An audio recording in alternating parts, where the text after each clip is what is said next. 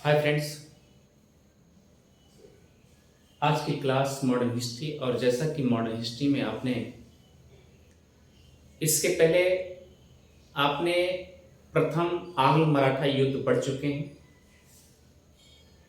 और जो आज की क्लास है वह आंग्ल मराठा द्वितीय युद्ध। कौन सी क्लास है? आंग्ल मराठा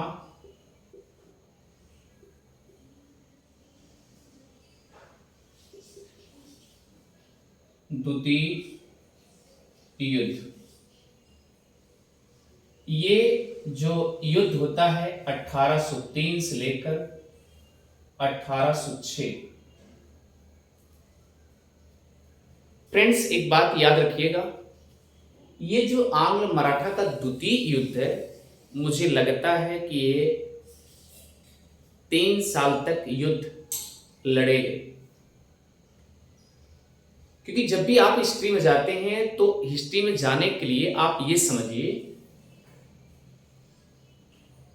क्योंकि अंग्रेज अभी तक तो पूरे भारत में वर्चस्व कर चुके हैं, हर जगह जमा चुके हैं, किसी के साथ संधि करके, किसी को जबरदस्ती करके, इस तरीके से जमा चुके हैं। लेकिन याद रखना, जो मराठा है ना, अपने आप में ये भी उभर रहे थे। अभी तक मराठा का कोई क्षेत्र ऐसा नहीं था जिसको कब्जा कर लिए थे। आज जो क्लास चलने जा रही है, सबसे पहले तो ये आपको जानना जरूरी है कि 1803 से लेकर 1806 तक जो द्वितीय आंग्ल मराठा युद्ध चलता है, ये द्वितीय है। आखिर 1803 और 1805 तक ये युद्ध चलने का कोई कारण रहा होगा। जैसा कि अब थोड़ा सा पहले हम भूमिका जाते हैं, मतलब कि इसमें ये सोचते हैं कि आखिर युद्ध का कोई वजह रहा होगा, कोई कारण रहा होगा कि डायरेक्ट पहुंचते ही लड़ाई शुरू हो जाएगी। ऐसा तो हो नहीं सकता, इम्पॉसिबल, असंभव है। कोई अनबन बात रही होगी। आप एक पॉइंट नजरिया लीजिए कि जब आंग्ल मराठा का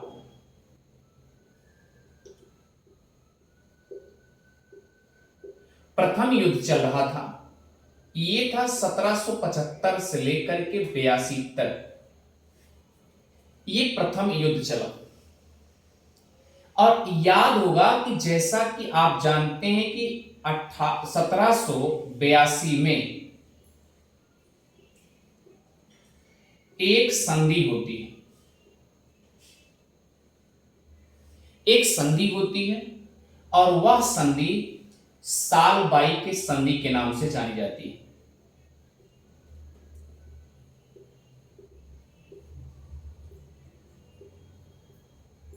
नाम से जानी जाती है।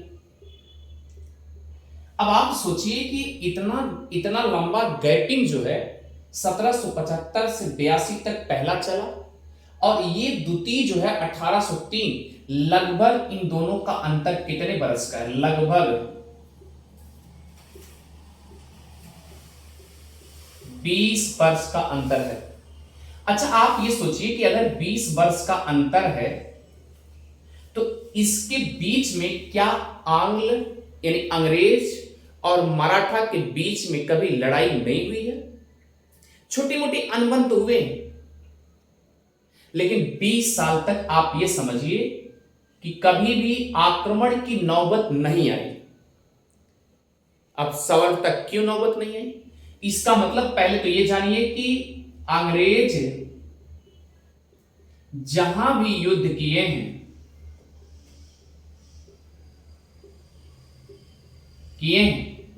स्पेशल भारत के दक्षिणी भारत के दक्षिणी क्षेत्रों में, वहां पर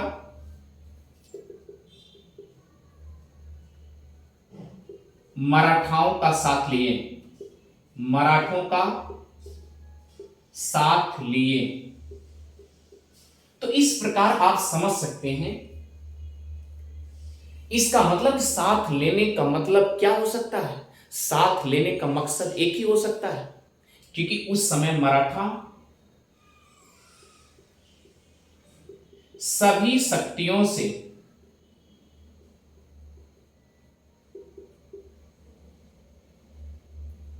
अधिक शक्तिशाली रही होंगी।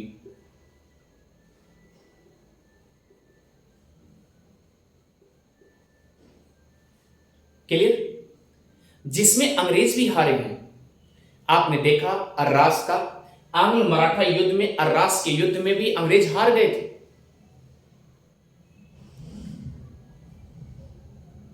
उसके बाद आप देखेंगे जब वारेन हेस्टिंग बंगाल के गवर्नर जनरल के द्वारा जब दो तरफ से घेराबंदी किया गया था, तब भी तो पूना, एक तरफ पूना तरफ से और एक तरफ से ग्वालियर की तरफ से, तो पूना की तरफ से भी तो अंग्रेज हार गए थे ना। और ग्वालियर की तरफ से जब जीत गए थे तो उसमें क्या हुआ कि ग्वालियर के क्षेत्र को भी जीत लिया और उसके बाद गुजरात को भी जीत लिया, उसके बाद अहमदाबाद को भी जीत लिया। तीनों क्षेत्र अपने कब्जे में कर लिए। लेकिन एक शर्त है, जहां अंग्रेज हारते गए वहां पर क्या करते गए? संधियां करते गए। जैसा कि फ्रेंड्स आप जानते हैं कि आइए चलते हैं इस स्ट्रक्चर से एक सीक्वेंस वाइज। अब ये पैमाना आपको समझ में आ रहा होगा कि एक अंदाजा लग रहा होगा कि आखिर भारत में 20 साल तक ये अंग्रेज मराठा कर क्या रहे थे। अचानक एक ऐसा मोड़ आ गया कि जो 1803 में युद्ध खड़ा हो गया। अंग्रेजों और मराठों के बीच में युद्ध कैसे हो गया? जहां 20 साल से दोस्ती बनी हुई है, सहायता करने के लिए एक दूसरे को तैयार हैं, वहां पर अचानक यह मोड़ कैसे आ गया कि 1803 में लड़ाई होनी ही तय हो गई। तो फ्रेंड्स एक एक करके स्टेप बाय समझते चलिए, जिससे आपको समझने में कोई दिक्कत ना हो। जब तक आप 1803 के पहले की भूमिका नहीं समझ लेंगे कि ऐसा कौन सा मोड़ आया कि जो 1803 में अंग्रेजों और मराठों के बीच में युद्ध होना तय ही हो गया। चलिए पहले थोड़ा सा भूमिका देखते हैं, उसके बाद फिर आगे 1803 का युद्ध कराते हैं।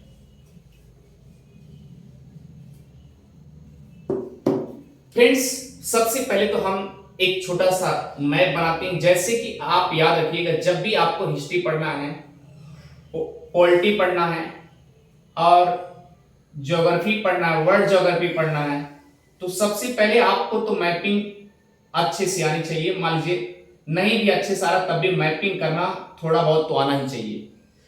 और जब मैपिंग करना आ जाएगा तो समझ लीजिए लगभग हमसे आप सीख चुके हैं, मतलब अपने आप को समझिए मैं सीख चुका हूं।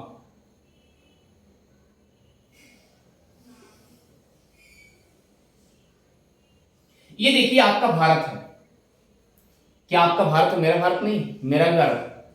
अब देखिए ये आपका बंगाल है। बंगाल में 1764 बक्सर युद्ध के बाद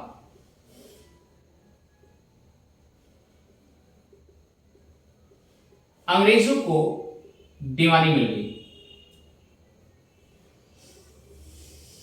यानी दीवानी ले लिए।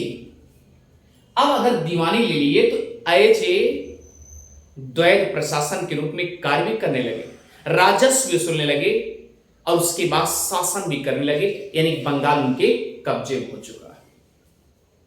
जैसा कि आप जानते हैं, एक दक्षिण भारत की पूर्वोत्तर एरियाज में आप देखेंगे एक मद्रास थी, मद्रास में अपना दुर्ग बैठे हुए। मद्रास में अंग्रेजों का दुर्ग पहले से, अंग्रेजों के आगमन में आप पढ़ चुके। और बंबई उनको दहेज में मिल चुकी, ये बंबई है।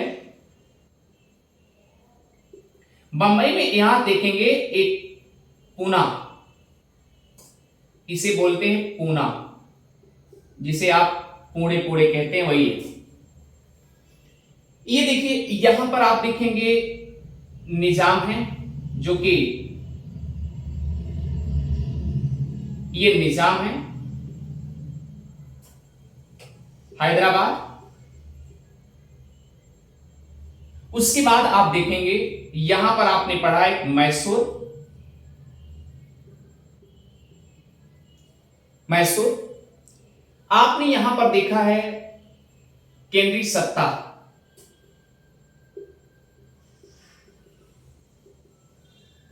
और यहां पर आपने देखा ये अवध प्रांत। अभी सभी कहानियां आएंगी, आप अच्छे समझेंगे। ये अवध प्रांत है।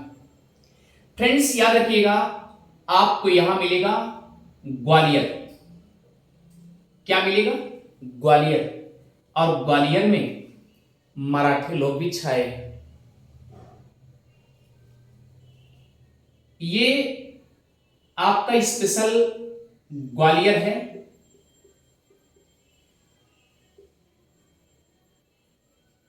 इधर जाओगे आपको मिलेगा इंदौर। एरिया बनाते जाइएगा। ये है आपका इंदौर। यहां आप देखेंगे,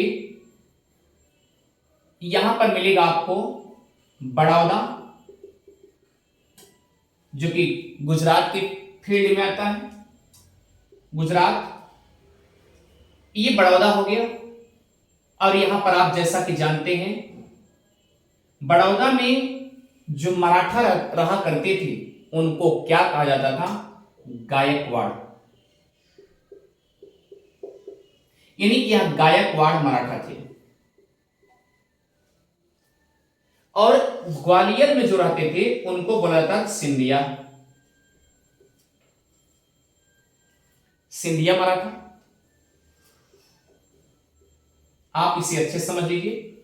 और इंदौर में जो मराठा रहते थे उनको होलकर मराठा बोला जाता था। होलकर मराठा। क्लियर? फ्रेंड्स, ये आपने कहानी देख लिया। अब देखिए, आपको एक एक सत्ताएं देखने को मिलेंगे। जैसा कि सबसे पहले आप स्टार्टिंग पॉइंट में क्या देखना, जब 1764 चला तो बक्सर के युद्ध हुए। बक्सर युद्ध के बाद क्या हुआ? कलकत्ता यानी कि बंगाल की दीवानी मिल गई। यहां पर अंग्रेजों का छत्रछाया एकदम बन चुका है। उसके बाद आप देखेंगे यहां पर जब 1765 आया तो आप जानते हैं आलम शाह द्वितीय, शाह आलम द्वितीय, सॉरी आप कर लीजिएगा, शाह आलम द्वितीय, शाह आलम सेकेंड। और देखिए इसी 1765 में ये केंद्रीय सत्ता पे था। केंद्रीय सत्ता पर था। और अवध प्रांत में यहां लिखेंगे सुजाउद्दौला। कहां था? अवध प्रांत में था। ये नवाब थे, ये भी नवाब थे। आपने देखा होगा कि बक्सर के युद्ध में कलकत्ता की दीवानी पाने के बाद शाह आलम द्वितीय और सुजाउद्दौला अवध प्रांत के दोनों आपस में सरेंडर कर दिए थे। किसके सामने सरेंडर किए थे? अंग्रेज के सामने, हेक्टर मुनरो के सामने। कि भाई जैसा कहेंगे उसे करेंगे। इसका मतलब कि यहां पर भी इन दोनों सत्ताओं पर भी क्या हुआ? अंग्रेजों का जमाना आ गया। अंग्रेज यहां पर अपने आप में छाए हुए, यहां भी कब्जे कर लिए। इसी दौरान आप ये भी देखेंगे कि निजामों के साथ, अभी थोड़ा सा पहले आप देख लीजिए मैसूर की कहानी। इसके पहले आपने देखा क्या? दक्षिण भारत में मैसूर में 4 युद्ध हुए, जिसे आंग्ल मैसूर के नाम से जाना जाता है। मैसूर में 4 युद्ध हुए, जिसे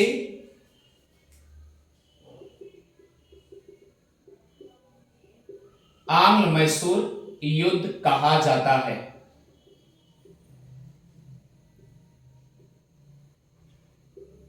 क्लियर? क्या कहा जाता है? आंग्ल मैसूर युद्ध कहा जाता है। अब सवाल उठता है कि आंग्ल जो मैसूर युद्ध है, इसे भी समझना जरूरी है कि आंग्ल मैसूर जो युद्ध है, ये 4 युद्ध हुए थे। पहला, यानी कि यहां लिखेंगे कि आंग्ल मैसूर युद्ध, आंग्ल मैसूर युद्ध प्रथम, फर्स्ट, उसके बाद सेकेंड, उसके बाद तृतीय, उसके बाद चतुर्थ। ये 4 युद्ध लड़े गए।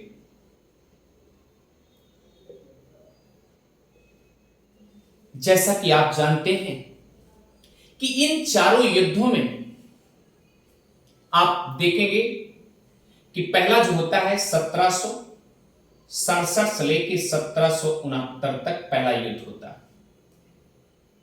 जिसमें संधि होती है। संधि के तहत क्या होता है? एक दूसरे का जो जीता क्षेत्र है उसे क्या हो जाता है? मिल जाता है। ये आप पिछली क्लास में देख चुके हैं। उसके बाद 1780 से लेकर 1784 तक, इसमें आप जानते हैं कि हैदर अली की मृत्यु हो जाती है। किसके किसके साथ होते हैं? अंग्रेज और मैसूर के साथ होते हैं। यानी मैसूर में कौन था? हैदर अली शासक के रूप में, नवाब के रूप में था। तो हैदर अली की मृत्यु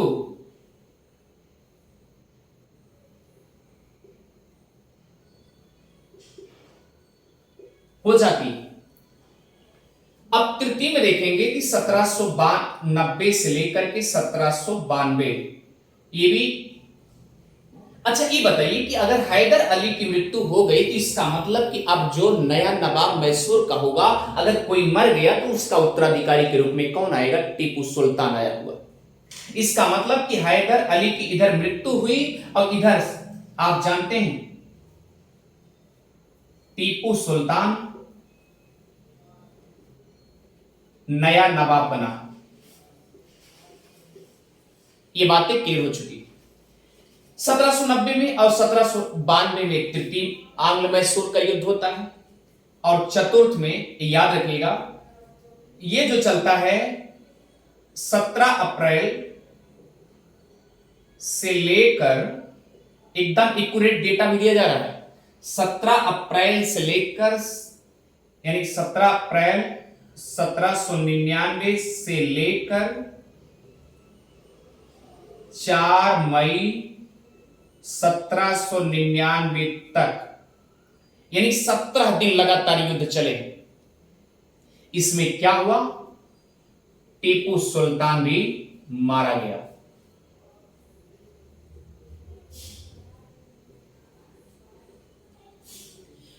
अब याद रखिए, जो आज हम इस समय मैसूर में अंग्रेजों के साथ मैसूर में युद्ध लड़े जा रहे थे,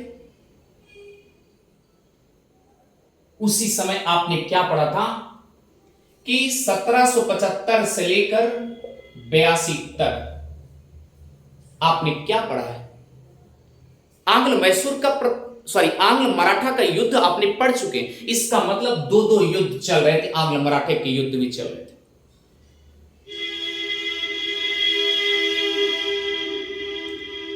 ये आंग्ल मराठा का जो युद्ध चल रहा था, इसका मतलब संधि के तहत हुआ कि नहीं? प्रथम सालबाई की, जिसमें सालबाई की संधि होती है। और जो संधि, उस संधि के तहत मिलता क्या है? जो जो क्षेत्र मिला उसे क्या कर दिया? संधि हो गई। तो इसका मतलब भैया जो अपना क्षेत्र है वो अपना क्षेत्र लेके जाओ। इसमें देखिए, इसमें क्या हो रहा था? ये आंग्ल मैसूर युद्ध, और ये फर्स्ट चल रहा था उस समय, यानी 1780 से लेकर के 1784 तक, जब जिस टाइम अंग्रेजों के द्वारा मैसूर में युद्ध लड़े जा रहे थे, उसी टाइम आंग्ल मराठा का युद्ध भी चल रहा था। आंग्ल मराठा युद्ध भी चल रहा था। अब आपको बात पकड़ में आ गई होगी कि आखिर अंग्रेज संधि क्यों किए। संधि इसलिए किए क्योंकि उसी दौरान यहां मैसूर में भी युद्ध चल रहा था। अब बताइए दोनों तरफ क्या होगी, सेना बढ़ जाएगी, और अगर सेना बढ़ गई तो अंग्रेज अपने आप में क्या हो जाएंगे, कमजोर हो जाएंगे। क्लियर? आगे देखिए, अब अंग्रेज तो कमजोर होते गए और इसलिए वारेन हेस्टिंग वार्निंग में दे दिया था का इस तरीके से काम चलने वाला नहीं है। तो आखिर काम कैसे चलेगा? वो सोच रहा था कि अपनी जो पहले पहले सत्ता जमाए, केवल पहले मैसूर को कब्जा करें, उसके बाद तब जाके आंग्ल मराठा को हम देख लेंगे पावर। लेकिन आंग्ल मैसूर को यानी मैसूर को कब्जा करने के लिए सबसे पहले आप जानते हैं कि उस समय सबसे ज्यादा शक्तिशाली कोई था तो मराठा था। और इसीलिए अंग्रेज सोच रहे थे कि सबसे पहले हमें मैसूर को कब्जा करने के लिए मराठों की जरूरत पड़ेगी। इसलिए आप जानते हैं वारेन हेस्टिंग बहुत चालाक था। वारेन हेस्टिंग कह रहा है कि अभी हम मैसूर की युद्ध लड़ रहे हैं, अभी हमें मराठों की जरूरत है, और इसलिए हम धीरे धीरे दहो दहो करके हम क्या करें, अपनी तरफ कलेक्ट करते रहे उनको। नहीं नहीं कोई बात नहीं, आप सही। और यह भी तलाश है, अंग्रेजों के मन में यह भी खटास है कि अगर हमारे सिवा कोई शक्ति उभर गई तो मेरा विनाश जरूर कर देगा। उनकी निगाह में यह भी था कि आज हम उभरे हैं, हम सबके ऊपर कब्जा कर रहे हैं, अगर हमसे कोई तगड़ा हो गया तो स्वाभाविक सी बात हमको झगड़ा होगा। क्लियर? ये बातें समझ में आ गई? ठीक है, इतनी बातें आपने देख लिया, अच्छे से देख लिया कि जिस टाइम यहां पर आंग्ल मैसूर युद्ध हो रहे थे उसी टाइम क्या हुआ, आंग्ल मराठा का प्रथम युद्ध भी चल रहा था। आंग्ल मराठा का युद्ध इसीलिए संधि हो गई, सालबाई की संधि हो गई कि अभी हम मैसूर में लड़ रहे हैं, मैसूर को कब्जा करने में जुटे हुए, इसलिए अभी हम दिमाग एकदम कंसंट्रेट करके उसी पर रहेंगे, बाकी और कहीं नहीं जाएंगे। ये मसौदा उनका था। ये आपने देख लिया पॉइंट, एकदम एग्जैक्ट आपको पॉइंट यही बताया गया, और किताबों में आप भी देखेंगे, डीपली अध्ययन करेंगे तो आपको ये पॉइंट मिलेगा। अच्छा एक चीज बताइए, अगर इधर मैसूर भी कब्जा हो गया, अब ये बचे निजाम हैं, निजाम तो कठपुतली की तरह थे, जिधर देखते थे जीतता इंसान, चाहे मैसूर से हुआ है। अगर मैसूर वाले जीते हैं तो टीपू सुल्तान और हैदर अली जब जीत रहे थे, हैदर अली जीत रहे थे तो एक पक्ष में इधर आया, लेकिन जब देखे कि नहीं हारने की कंडीशन आई एक बार, तो सीधा चला गया अंग्रेज की तरफ। इसका मतलब क्या है, जिधर जीते और उधर निजाम लोग चले जाते थे। ये आपने पहले क्लास में देख चुके हैं। अगली कंडीशन क्या है, जैसा कि आप जानते हैं कि बेलेजली जब आता है, गवर्नर जनरल बन के आता है बेलेजली, तो सबसे पहले कहता है यू मस्ट, हम यहां लड़ाई करने बिल्कुल नहीं आए हैं, हमसे कोई लड़ाई भी ना करे, मुझे केवल भारत में सभी जितने नवाब और शासक हैं ना, सभी क्षेत्रों के, और सभी क्षेत्रों के पास जो शासक नवाब, उनके पास मैं लेटर भेज दूंगा, पत्र भेज दूंगा, और वो मुझसे सहायक संधि कर ले आके, और सहायक संधि कर लेंगे और अपना क्षेत्र भी मेरे साथ सामने हवाले कर दें, और जो मैं कहूंगा वही होगा। यह सहायक संधि का एक प्रकार से धमकी भरा था। जैसा कि आप जानते हैं 1798 ईस्वी में 1798 से लेकर के 1805 तक ये सहायक संधि का वर्चस्व रहता है।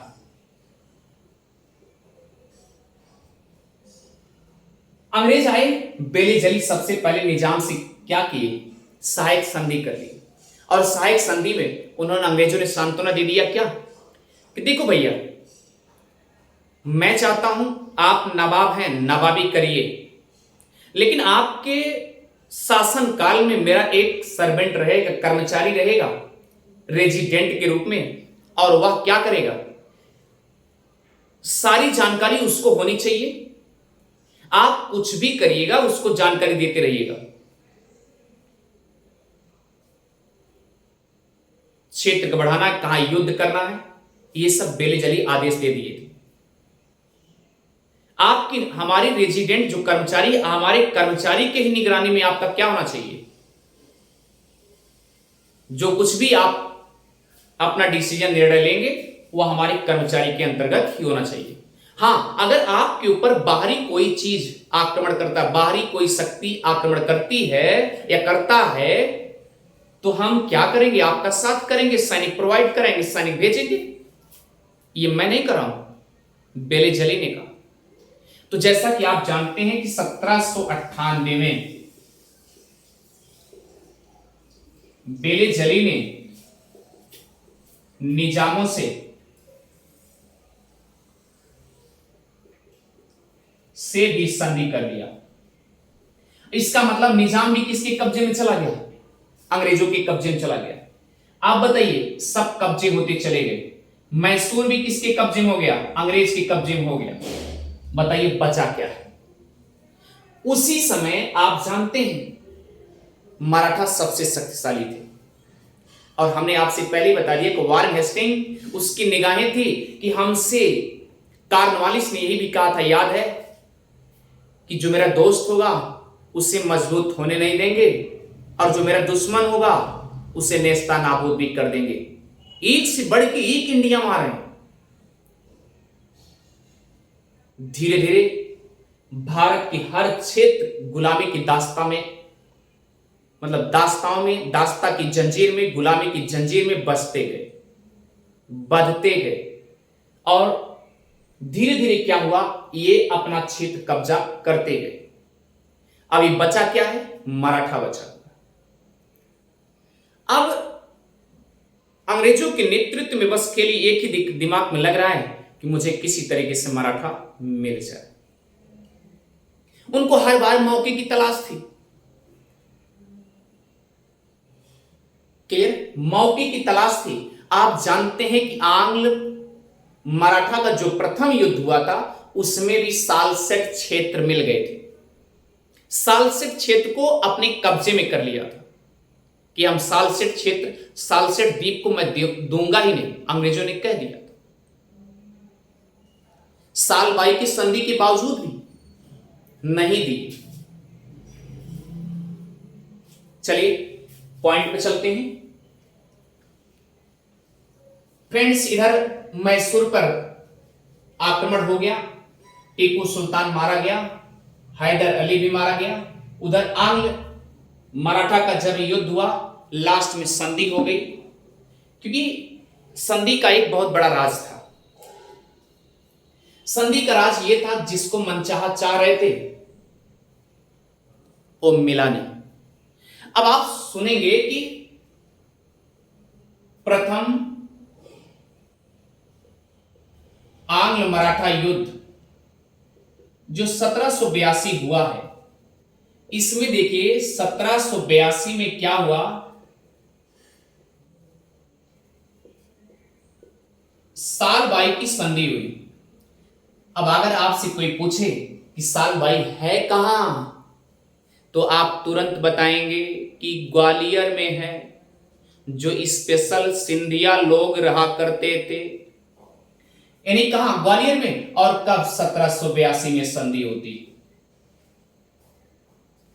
क्लियर, ये बातें आपको अच्छे से समझ में आ गई। इस संधि के तहत यह कहा गया था, जो पहले जिसका क्षेत्र है, जिसका क्षेत्र था, अब उसका क्षेत्र पुनः दे दिया जा रहा है, उसका क्षेत्र पुनः हो जाएगा। एक प्रावधान तो यह कर दिया गया। अगला प्रावधान किया गया था, आप जैसा कि जानते हैं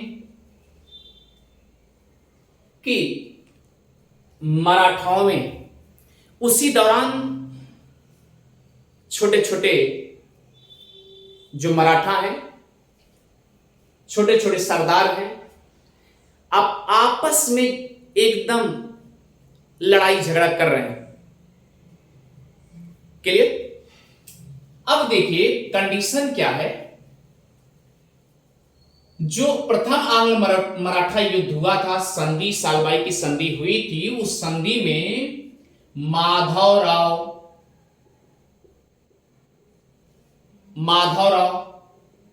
ये सेकंड, जिनका नाम आगे नारायण राव भी था, नारायण राव माधवराव फुल नेम था। ये नारायण राव के पुत्र थे। 1 साल या 2 साल शिशु अवस्था में जब थे तभी इनको पेशवा बना दिया गया।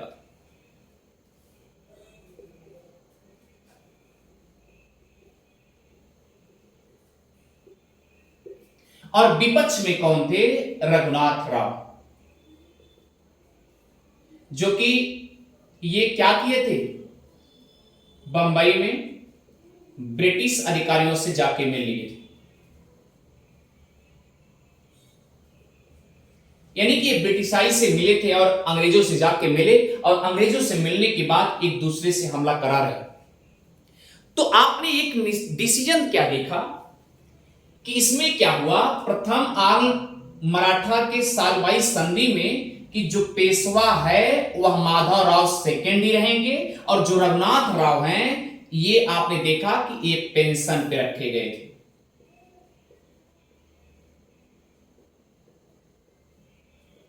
इनको पेंशन दिया जाएगा। ये सालबाई की संधि में हुआ था। प्रथम आंग्ल मराठा के जो युद्ध का सालबाई संधि हुआ, परिणाम जो निकला, इस युद्ध में पेंशन पर किसको रखा गया? रघुनाथ राव को, और माधव राव को क्या बना दिया गया था? शासक। एक चीज बताइए, अगर आपसे कभी भी क्वेश्चन पूछ लिया गया कि एक पॉइंट याद रखिएगा, रघुनाथ राव जो हैं ये प्रथम आंग्ल मराठा युद्ध का कारण बने। क्यों बने ये आप समझ चुके हैं ना, कि आपस में जब लड़ाइयां हो रही थी तो आपको अंग्रेज से मिलने की क्या जरूरत थी? क्योंकि जब आप जानते हैं ना, छोटी छोटी बातों को लेकर के आपस में झगड़ा करते हैं, तो अगर अगला बिंदा या अगला आदमी ये तलाश रहा है कि हमको मौके की तलाश है, कब वो मौका मिल जाए उनको हम लताड़ दें, कब उनके ऊपर अटैक कर दें, तो जब छोटा सा मौका मिलेगा तो क्या करेगा? तुरंत तीसरा व्यक्ति क्या करेगा? हमला करने के लिए तैयार है और हमला कर भी देगा। तो सेम कंडीशन ये हो रहा है। तो प्रथम आंग्ल मराठा युद्ध में राघव राव ये बहुत जिम्मेदार हैं। अगर ये ना होते, राघव राव न होते, तो शायद प्रथम आंग्ल मराठा युद्ध भी ना होता, क्योंकि ये पेशवा बनने के चक्कर में हमेशा परेशान रहते थे। ये बातें समझ में आ गई होगी। चलिए आगे चलते हैं। अब देखिए कंडीशन क्या है। इधर 1798 में सहायक संधि निजाम के साथ हो गया। अवध में सुजाउद्दौला भी सहायक संधि कर लिया, और सन याद रखिएगा 1801 में अवध के नवाब सुजाउद्दौला भी क्या कर लिया? सहायक संधि कर लिया अंग्रेजों से। इसका मतलब अब पूरी तरीके से गुलाम बन गया। किसका? अंग्रेज का। अब देखिए बचा क्या? कुछ नहीं, केवल मराठा एरिया बचा हुआ है। अब सवाल उठता है कि मराठा, अब यहीं से शुरू हो जाता है आंग्ल मराठा का द्वितीय युद्ध,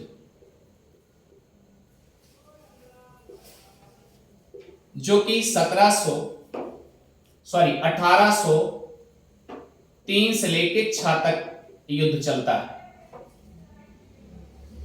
अब देखिए एक कहानी सुनिए। कहानी जैसे आप अगर याद करेंगे तो हमें लगता है कि आपको आसानी से समझ में आ जाएगा। सब जगह ब्रिटेन कब्जा हो चुका है, बचा क्या है आपके पास? मराठा बचे हुए। मराठा सबसे ज्यादा उभर रहे थे, एकदम शक्तिशाली पावर हो रहे थे। जैसा कि आपने देखा क्या कि प्रथम आंग्ल मराठा युद्ध में अर्रास का जो युद्ध हुआ उसमें अंग्रेज हार गए, पूना के युद्ध में भी अंग्रेज हार गए। तो इसका मतलब मराठा एक तरफ से शक्तिशाली है, और अगर मराठा शक्तिशाली है तो एक बार अंग्रेज भी आंकने के लिए भी तैयार रहेंगे। अंग्रेज यहां तक कह दिए हमने सभी शक्तिशाली को पराजित कर दिया, लेकिन अभी मराठा को आजमाना बाकी है। अंग्रेजों का सिद्धांत हो गया, क्या सिद्धांत हुआ कि जितने भारत में जितनी शक्तिशालियां थी, जितने मुगल इतिहास के शक्तिशाली शासक थे, सबको मैंने अपने आप अपने अंदर कर लिया। लेकिन मुझे ऐसा लगता है कि अभी बचा हुआ है मराठा, और मराठा को आजमाना बाकी है। और वैसी मराठा को आजमाने के लिए तलाश में लगे हुए। अब मराठा की तरफ अटैक जरूर होगा, आक्रमण जरूर होगा। अब जब आप मराठा की तरफ जाएंगे तो लेकिन उनको भी डर है कि उस समय मराठा एकदम चरम सीमा पे थे शक्तिशाली। मराठा लोग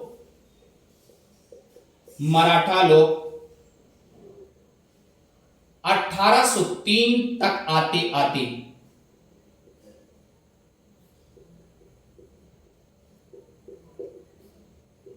अपने आप में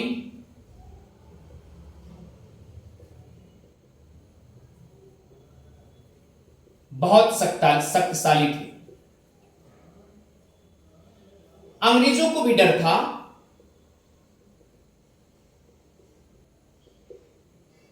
मराठों से, क्योंकि अंग्रेज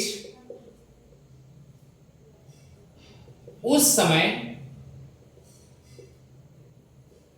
नए नए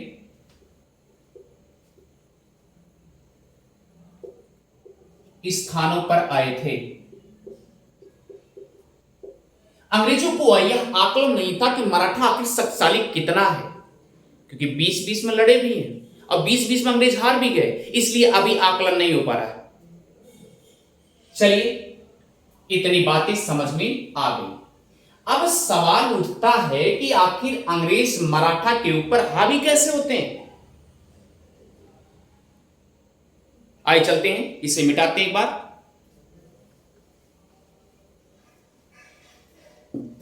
अब सवाल उठता है कि आखिर आप मराठा में कैसे उछाल मारते हैं अंग्रेज। ध्यान दीजिएगा, मराठा का क्षेत्र ये गायकवाड़ से लेके ग्वालियर, और ये ग्वालियर, यहां पर देखिए नागपुर में भोसले, ये भी मराठा लोग रहा करते थे। मराठा लोग कहां रहते थे? नागपुर में। तो इसका मतलब कि यहां से लेके ये बंगाल की खाड़ी तक ये पूरा वर्चस्व किसका था? मराठा का था। विस्तार अच्छा खासा हुआ था, पूरे शक्तिशाली हो गए थे। अब पूरा तो भारत में सब कुछ कब्जा कर चुके हैं, निगाहें टिकी है अंग्रेजों की कहां? मराठा पे। उसी दौरान निगाह लगाए हुए किसी तरीके से मौका मिले हम मराठा को पराजित करें, जैसा कि आपने पहले में देखा आंग्ल मराठा युद्ध में। दूसरे में क्या हुआ?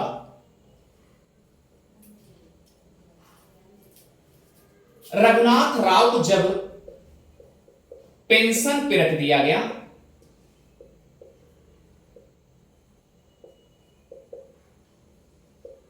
इनका एक प्रकार से नाती है माधव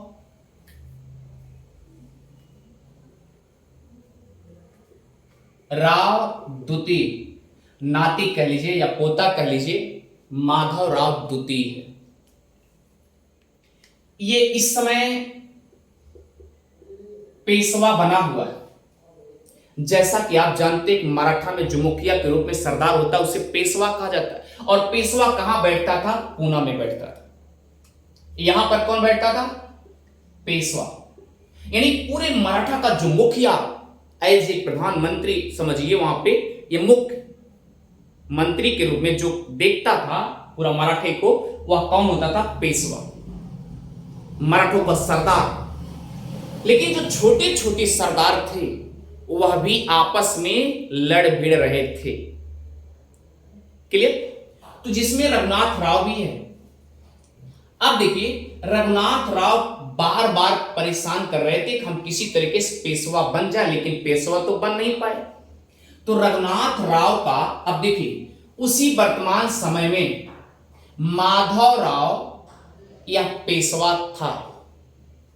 21 साल की उम्र जैसी हुई, 21 वर्ष जैसे बीता, ये बेचारे माधवराव सेकंड 1795 में इनकी मृत्यु हो जाती है। जैसा कि जानते हैं 1774 में इनका जन्म है माधवराव सेकंड का। 1795 में जब इनकी मृत्यु हो जाती है, और आपको यह भी पता है कि पहली क्लास में जब बताया गया आंग्ल मराठा द्वितीय युद्ध में, तो हमने बताया था कि माधवराव सेकंड का जो सपोर्ट करने वाले व्यक्ति थे उसका क्या नाम था? नाना फड़नवीस। नाना फड़नवीस। और दूसरा क्या नाम था? याद रखिएगा, महादराव सिंधिया। अब देखिए 1795 में इनकी मृत्यु हो जाती, 21 वर्ष में। किताबों में लिखा आत्महत्या ने कर लिया। लेकिन इनके मरने के बाद महादराव जो सपोर्ट में थे, ये दो लोग उभर रहे थे। पहले तो इनकी मृत्यु हुई, और जैसे इनकी मृत्यु हुई उसी दौरान, क्योंकि ये नाना फड़नवीस और माधवराव सिंधिया, ये दोनों लोग माधवराव द्वितीय को ही गद्दी पे पेशवा बनाने के हकदार भी हैं। तो अब सोचिए, जब ये मर गया, माधवराव सेकंड मर गया, तो नाना फड़नवीस और महादराव सिंधिया ये उस समय सरदार के रूप में उभर रहे थे।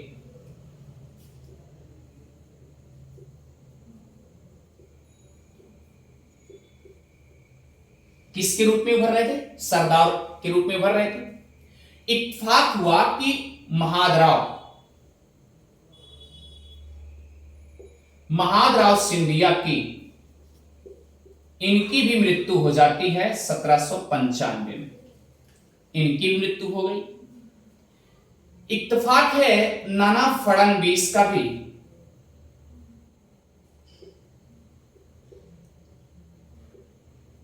नाना फड़नवीस भी, ये भी 1800 में ईस्वी में इनकी भी मृत्यु हो जाती। भैया अब दिमाग लगाओ, बचा कौन? कोई नहीं बचा। लेकिन एक बात याद रखिएगा, इनकी मृत्यु जैसी होती है, इनकी मृत्यु जैसे होती है, इन सब की जैसी मृत्यु होती है। रघुनाथ राव का बेटा था बाजीराव द्वितीय। क्या नाम था? बाजीराव द्वितीय। ये बाजीराव द्वितीय पेशवा बनता है।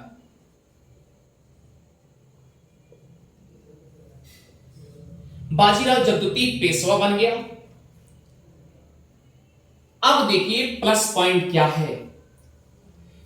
बाप तो हमेशा यानी रघुनाथ राव पेंशन पे ही रह गए, और ये कभी भी पेशवा बन नहीं पाए। लेकिन एक रात के लिए अगर कोई बन जाता तो अच्छी बात है। तो ये अपने आप को ना बना पाए, लेकिन अपने बेटे को बाजीराव द्वितीय को पेशवा बना ही डाला। उस समय बाजीराव द्वितीय, इसी तरह एक बार मिटाते हैं।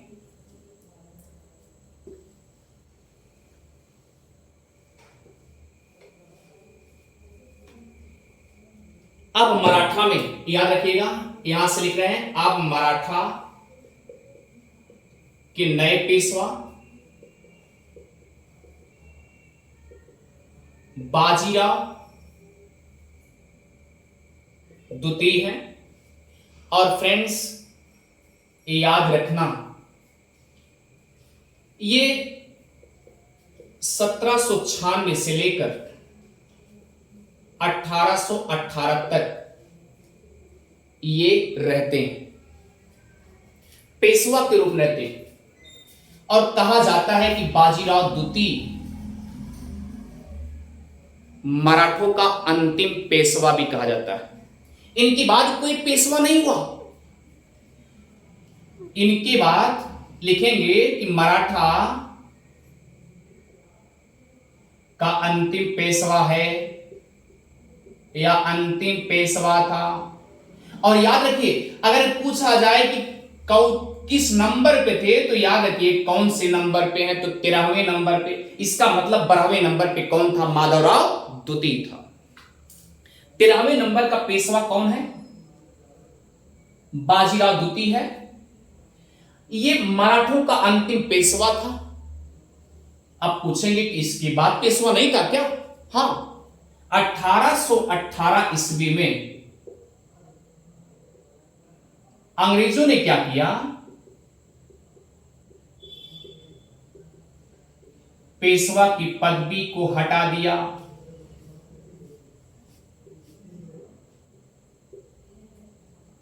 ये प्लस पॉइंट है कि मराठा का अंतिम पेशवा कौन था? बाजीराव सेकंड था और 13वें नंबर पे था। और 1818 में ये क्या हो जाता है? अंग्रेजों ने पेशवा की पदवी को भी खत्म कर दिया, इसलिए तो अंतिम हुआ। ये बातें अच्छे से समझ में आ गई होगी। अब चलिए मिटाते हैं इसको।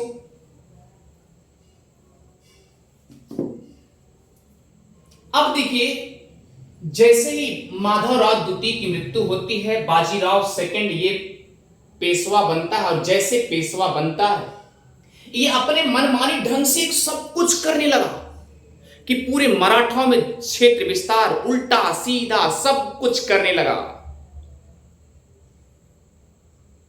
यहां तक कि निर्मम हत्या भी कराने लगा।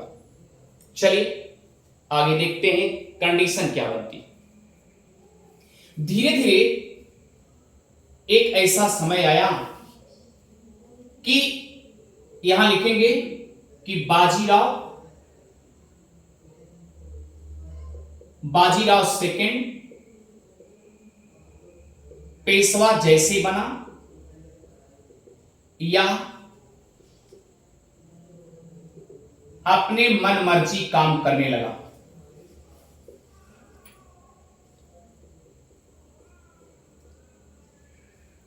ये क्या किया? अपने मनमर्जी काम करने लगा।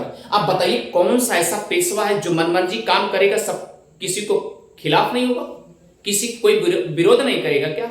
कोई कोई तो विरोध करेगा। अगर कोई कोई विरोध करेगा तो सवाल सी बात लड़ाई होगी।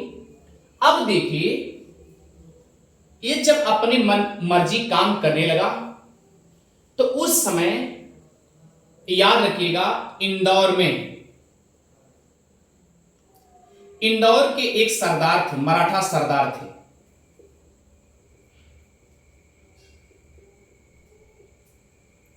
इंदौर के एक मराठा सरदार थे जिनका नाम था जसवंत राव।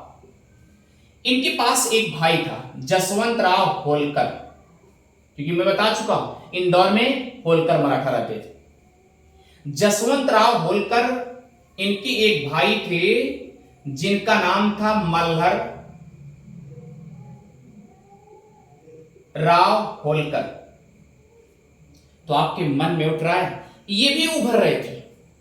उभरने के साथ साथ इस बाजीराव पेशवा का भी विरोध कर रहे थे। इसका मतलब अगर फड़नवीस होते, सिंधिया लोग होते,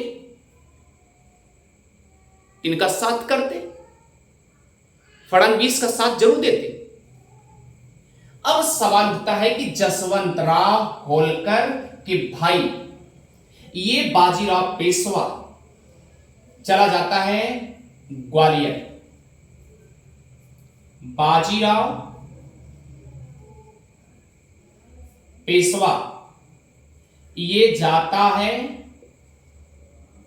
ग्वालियर।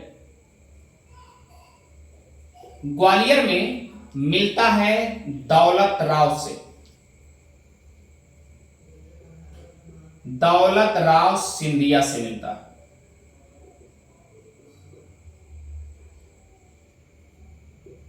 किससे मिलता है? दौलत राव सिंधिया से मिल लेता है। और जैसे दौलत राव सिंधिया से मिलता है, कहता है क्या कि जसवंत राव यार सरदारों में तो एकदम लग रहा है उभर रहा है, एकदम अच्छा खासा उभर रहा है, आगे बढ़ रहा है यार, ये मेरा विरोध बार बार कर रहा है। इत्तेफाक से जैसे पहुंचा, इनके भाई की हत्या करवा दिया, यानी कि बाजीराव जो है मल्हर राव की हत्या करा दिया।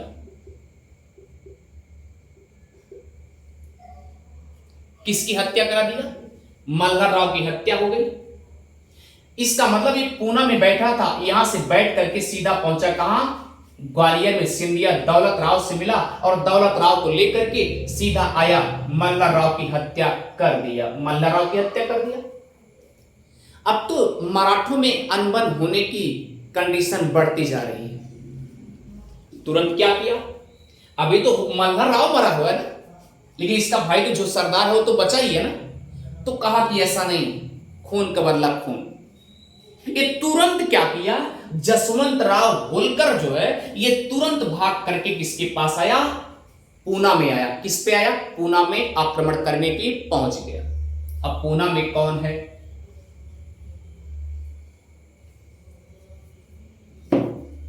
याद रखना, जसवंत राव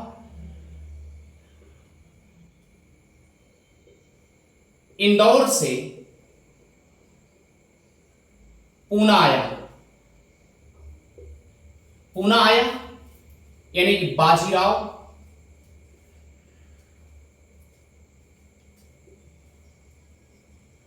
सेकंड को मारने के लिए आया। इत्तेफाक हुआ कि बाजीराव ये डर गया था, पेशवा डर गया और डर के कारण ये भाग के चला गया बंबई। कहां गया? बंबई पहुंचा। ये भाग करके ब्रिटिश अधिकारियों से जाके मिल गया।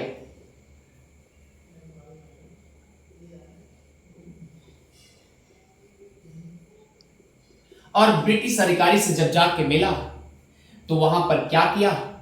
संधि करने के लिए तैयार हो गया। कहा है ब्रिटिश अधिकारी, आप मुझे सैनिक प्रोवाइड कराइए। ब्रिटिश अधिकारी पूछे कि देखिए मेरा सिद्धांत है, मैं चाहता हूं पहले मेरी शर्त निभाइए, आप मेरे शर्त को मानने के तैयार हो जाइए, तब हम आपका साथ देंगे। अब कहन मर्तन करता क्या? अब क्योंकि बाजीराव को अपना प्राण बचाना है तो ब्रिटिश अधिकारी की शर्त को भी निभाना है। अपना प्राण बचाने के लिए बाजीराव क्या किया? बाजीराव सेकेंड ये ब्रिटेन के साथ क्या कर लिया? याद है? ब्रिटेन के साथ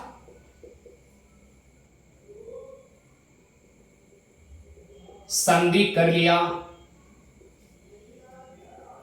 और वह संधि कहां करता है? वसीम क्षेत्र में करता है।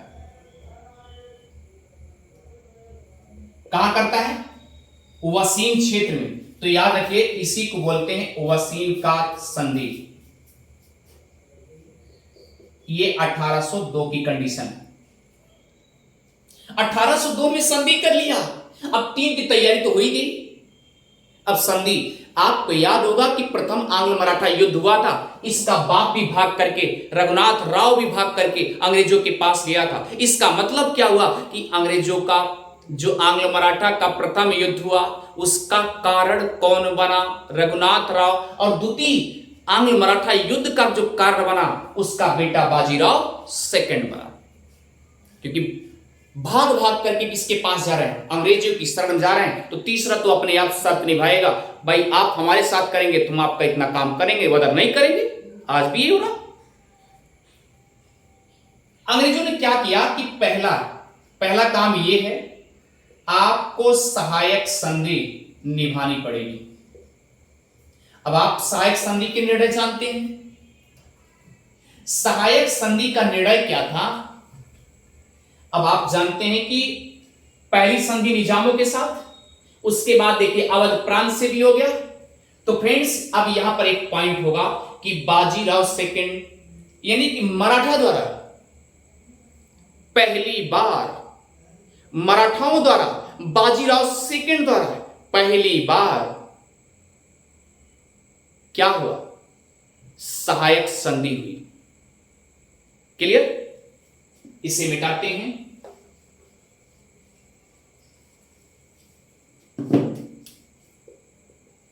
बाजीराव सेकंड द्वारा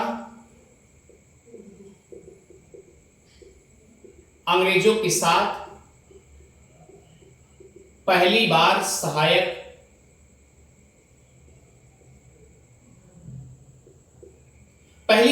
संधि हुई और 1802 में। और कहां हुई? वसीम क्षेत्र में। और इसीलिए वसीम की संधि भी कही जाती है। ये संधि हो गई। इस संधि में क्या कहा कि बाजीराव ने कहा क्या कि हमें 60,000 सैनिक दे दीजिए।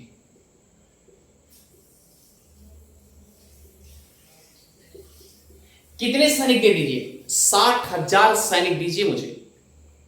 अंग्रेजों ने कहा भैया इसका खर्चा कौन निभाएगा? 60,000 सैनिक अगर हम आपको देने के लिए दे दें, लेकिन मेरी भी शर्त है कि आपको सहायक संधि करना होगा, आपको लिखित पत्र देना होगा कि अगर लिखित पत्र आप सहायक संधि के बारे में सुन चुके हैं, पहले भी क्लास लिया जा चुका है सहायक संधि बेलीजली ने क्या किया था कि अगर आपके ऊपर कोई विदेशी शक्ति आक्रमण करती है तो आप ये मत समझना हम अकेले, हम आपके साथ हैं, ये समझना कि अंग्रेज के ऊपर हमला हुआ है। ये सहायक संधि का निर्णायक था। और लेकिन अगर सहायक संधि में यह भी कहा गया था अगर सैनिकों का खर्च आता है तो भी आपको ही देना पड़ेगा। तो बाजीराव क्या करेगा? बाजीराव तो कहेगा ठीक है 60,000 सैनिक हमको दे दीजिए, उसका जो खर्च आएगा तो उसको हम देंगे आपको। फ्रेंड्स ये बात तो आपको समझ में आ जानी चाहिए। हुआ क्या कंडीशन? ये 60,000 सैनिक मांग लिया, इसका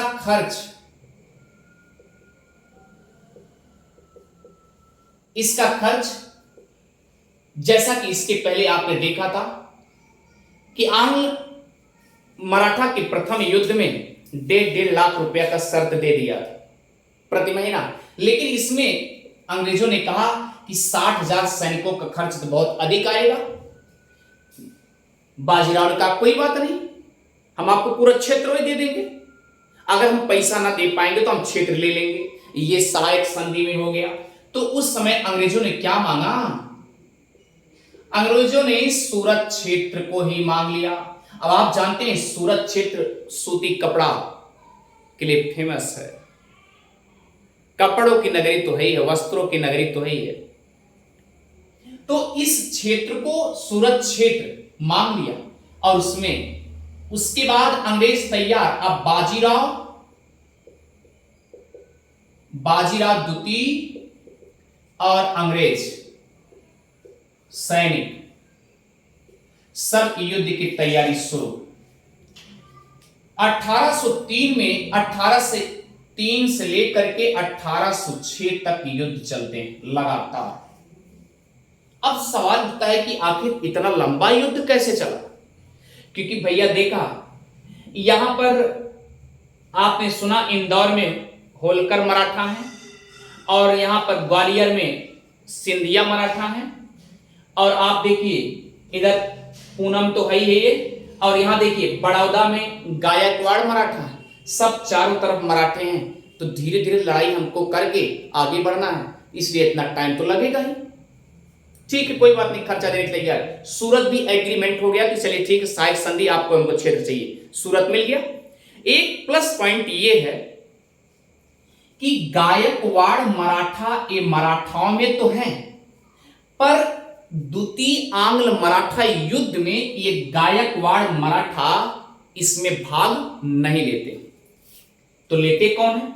ग्वालियर के सिंधिया, इंदौर के होलकर और नागपुर के भोसले मराठा, और यहां के आसपास के जो मराठा हैं सब साथ लेते हैं। ये युद्ध के लिए तैयार हो गए। हुआ क्या? अब 60,000 सैनिक अगर अचानक किसी के साथ में कोई पड़ जाएगा तो स्वाभाविक सी बात आप समझ सकते हैं, लड़ाई तो होना तय है। अब देखिए क्या होता क्या है। देखिए, बाजीराव सेकेंड प्लस अंग्रेज सैनिक एक तरफ और एक तरफ मराठा लोग। लेकिन मराठा लोग में क्षेत्रीय मराठा अधिक, क्षेत्रीय मराठा के सरदार प्लस सरदार। क्षेत्रीय मराठाएं तो ढेर है ना, ये तो आप देख रहे हैं। इन दोनों में युद्ध हुआ। युद्ध जो हुआ 1803 से लेकर 1806 तक चला। यही रहा आंग्ल मराठा का सेकेंड युद्ध। लेकिन इसमें हुआ क्या?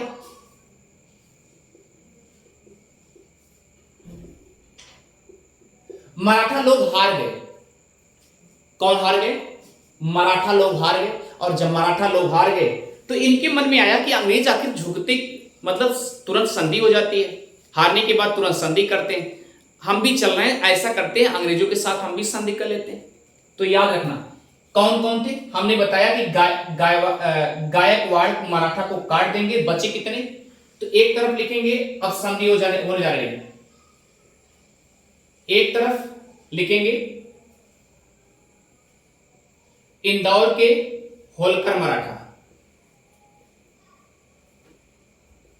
होलकर मराठा, और एक तरफ हैं अंग्रेज। अंग्रेज में बाजीराव द्वितीय भी होगा। क्यों? क्योंकि एक अंग्रेज बाजीराव जा करके जब अंग्रेज से मिल गया तो अंग्रेज मैन तो हो ही गया। ये तो बात समझ सकते हैं आप। क्लियर? एक तरफ क्या हुआ? होलकर मराठा, एक तरफ अंग्रेज। अब अगली तरफ कौन है? याद रखिए, नागपुर, नागपुर के, याद रखिएगा, भोसले मराठा।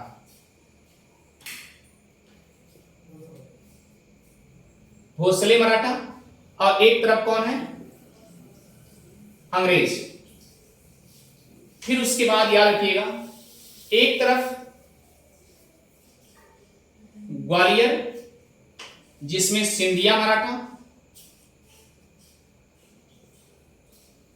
और एक तरफ कौन है? अंग्रेज। तो ये आपस में अंग्रेजों से संधि करते हैं। ये बात आपको अच्छे से जानना पड़ेगा। ठीक है फ्रेंड्स? तो ये संधि करते हैं और ये संधि आप अच्छे से,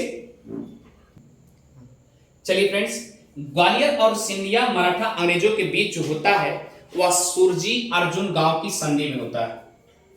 सुरजी अर्जुन गांव की संधि होती है। क्लियर?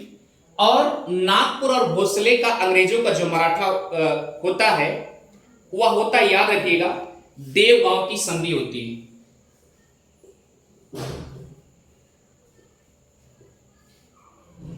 देवगांव की संधि होती है। होलकर मराठा के साथ होता है, याद रखिएगा, जो होता है वह राजपुर घाट की संधि होती है। राजपुर घाट की संधि होती है। और ये तीनों याद रखिएगा, यह संधि 1806 ईस्वी में होती है। ठीक है फ्रेंड्स? तो इस प्रकार से संधि होकर के एक दूसरे से फिर मिल जाते हैं। फ्रेंड्स, मुझे लगता है कि आपको अच्छे से द्वितीय आंग्ल मराठा युद्ध समझ में आ गया होगा। और उदय जीएस रिसर्च सेंटर को सब्सक्राइब करना और शेयर करना भी ना भूलें। Thank you friends.